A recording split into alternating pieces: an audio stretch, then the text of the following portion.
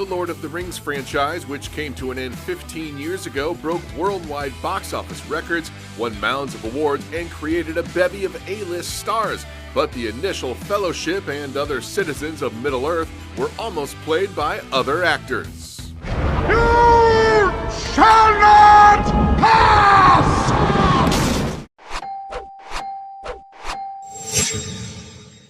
Peter Jackson, who wrote and directed the trilogy based on J.R.R. Tolkien's classic books, set out to cast his Frodo first and saw several up-and-coming actors, including pre-Donnie Darko Jake Gyllenhaal. But he didn't know he was supposed to read in an English accent and has said he bombed the audition. No one ever knows what they want to be when they grow up. Dominic Monaghan also auditioned for Frodo, but was instead cast as Merry. I'm a hobbit. For Aragorn, Jackson offered the role to Hollywood heavyweights Daniel Day-Lewis and Nicolas Cage, but both passed, as did New Zealander Russell Crowe, who skipped out on shooting in his home country to make A Beautiful Mind, which earned him an Oscar nomination.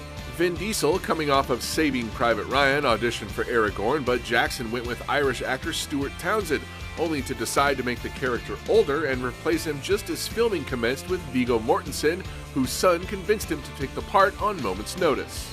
You will suffer me. Jackson also offered Gandalf to several big-name actors, including Sean Connery, Patrick Stewart, Christopher Plummer, and Sam Neill, but all passed on the role, with Connery saying he never understood the story. Fly, you fools!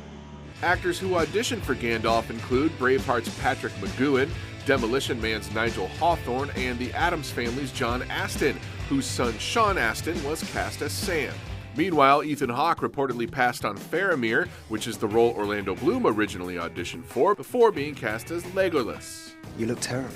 with David Wenham nabbing Faramir. And Liam Neeson turned down Boromir, which went to Sean Bean, One does not simply walk into Mordor. while Anthony Hopkins, Tom Wilkinson, and Kate Winslet, whose first role was in Jackson's Heavenly Creatures, all have also said they turned down unnamed parts.